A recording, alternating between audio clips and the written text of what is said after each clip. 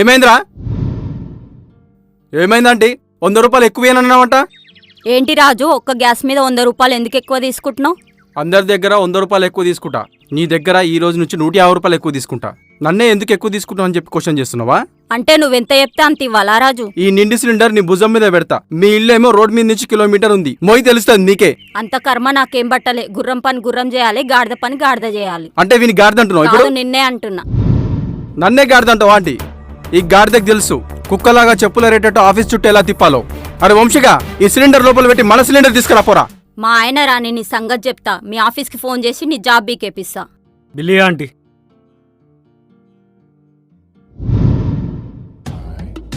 పోవమ్మా పో, నీలాంటి మస్తు మందిని చూసిన. ఏం చేస్తావో చేసుకోపో. నువ్వు అమ్మ అక్క అని మెత్తగా మాట్లాడితే ఎవడు పైసలు ఇవ్వడరా, చూసినావు కదా.